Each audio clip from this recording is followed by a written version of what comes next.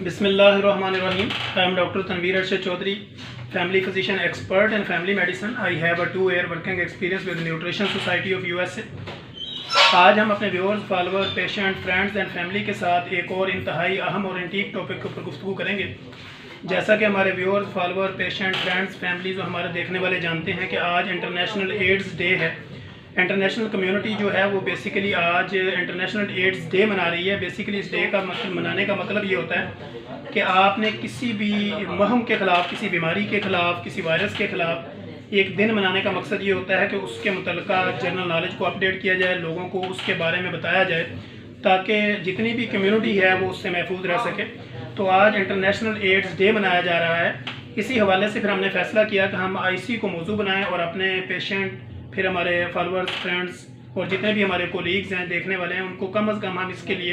एक general knowledge दिया जाए ताकि वो इसको देख के उनको ये पता चले एड्स और HIV वायरस में फ़र्क क्या होता है और बेसिकली ये होता क्यों है और इसकी रीज़न क्या है और इसकी हिस्ट्री क्या है, ये कहाँ से चला और किस तरह ये आगे बढ़ता है और क्या ये काबिल इलाज है या नहीं है, क्या इसका इलाज मुमकिन है या नहीं है। तो इसी हवाले से जो है वो हमने गुफ्तगू करने की आज कोशिश की।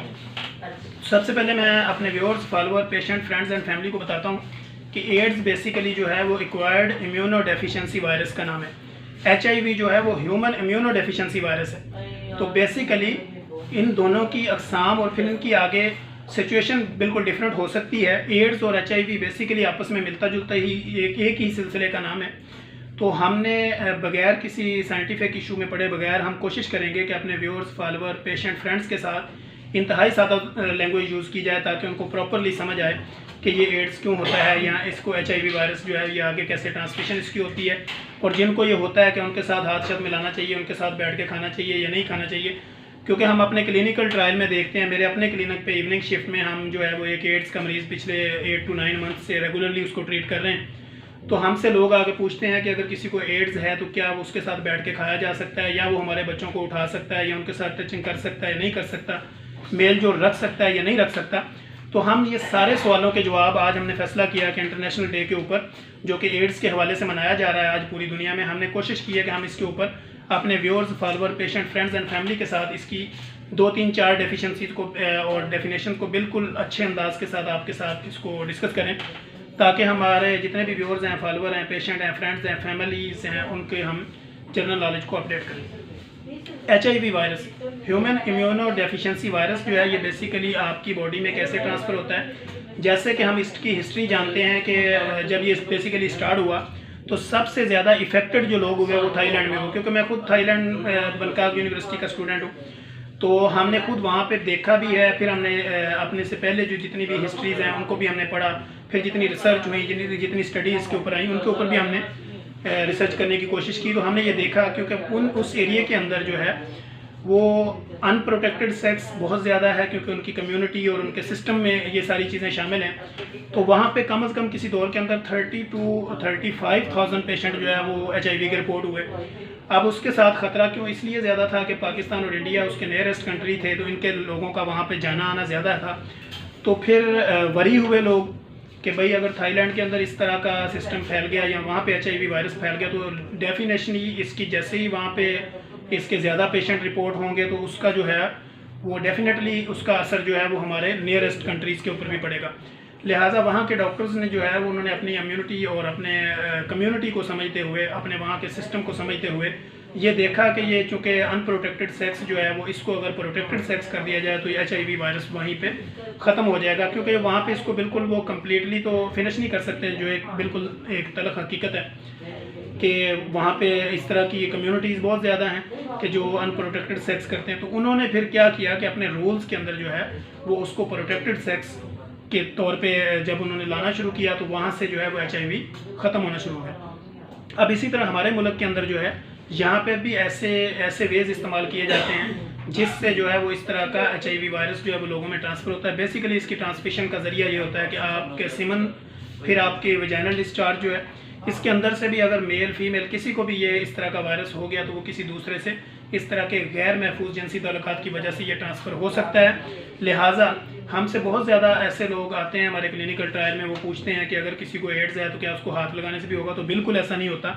कि आपने किसी को हाथ लगाया, किसी के साथ बैठ के खाया, इवन कि आपने उसके साथ मेल जोल भी रखा तो ऐसे में ये जो HIV वायरस है ये आगे बिल्कुल नहीं फैलता। HIV वायरस के फैलाव के तरीकाकार यही हैं कि आपके उसके साथ सेक्सुअल रिलेशनशिप हो, फिर अनप्रोटेक्टेड सेक्सेस हों, तो इसमें से ये रिलेशन, इसकी वजह से जो है HIV वायरस आगे फैलता है। या फिर इसका एक और तरीकाकार ये होता है कि आप बहुत ज़्यादा ऐसी सिरिंजें, जो कि आजकल की प्रैक्टिस में नहीं है, पहले होती थी कि एक ही सिरिंज से 10-10, 12-12 मरीज़ों को अगर वो IV इंजेक्ट किया जाता है, उनका ब्लड आपस में होता है, लेकिन आजकल डिस्पोजेबल सिरिंज है, तो इस वजह से आज के दौर के अंदर तो ऐसा मुमकिन नहीं है। तो पहले दौर में ऐसा होता था कि जब भी आप क्रॉस मैच करवाते थे या किसी को ब्लड ट्रांसफ्यूशन करनी थी, तो ऐसी सूरत में अगर आपने क्रॉस मैच के दौरान उसका HIV वायरस पेशेंट का आपने ब्लड ले लिया और दूसरे को वो ब्लड जो है ट्रांसफ्यूशन कर दी, तो ऐसे में भी उसको HIV वायरस ट्रांसफ़र हो सकता है। लिहाजा हम अपने viewers, follower, patient, friends and family के साथ ये डिस्कस इसलिए करना अहम समझते थे क्योंकि इंटरनेशनल डे के ऊपर हमने समझा कि इस टॉपिक को उठाया जाए ताकि जनरल नॉलेज अपडेट हो। जनरल नॉलेज अपडेट करने का मकसद ये है कि हमारी कम्युनिटी सेफ रह सके।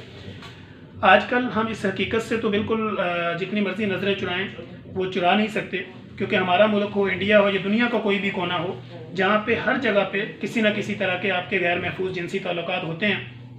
जिसको हम डिनाई करें या उसको एक्सेप्ट करें, ये सिचुएशन हमेशा चलती है। तो हम अपने viewers, follower, patient, friends, families, जितने भी हमारे देखने वाले, उनको कहते हैं कि अगर कोई भी आपका इस तरह का गैर जिनसी और गैर महफूज जिनसी ताल्लुकात हैं, तो आप कोशिश करें कि उसको जो है वो प्रोटेक्टेड प्रोसीजर में लाएं ताकि उसको महफूज अंदाज में किया जा सके और आपका HIV वायरस जो है वो आगे ट्रांसफ़र ना हो सके। इसी तरह जब आप ब्लड ट्रांसफ्यूशन करवाते हैं तो उसमें भी कम से कम आपको जिसका ब्लड ले रहे हैं उसके प्रॉपरली आपने जो टेस्ट देखने होते हैं, जिसमें HCV है, HBsAg है, हम उसके वायरल मार्क्स सारे देखते हैं, तो उसमें ये मोहतात अंदाज में देखना चाहिए कि अगर उसको हेपेटाइटिस है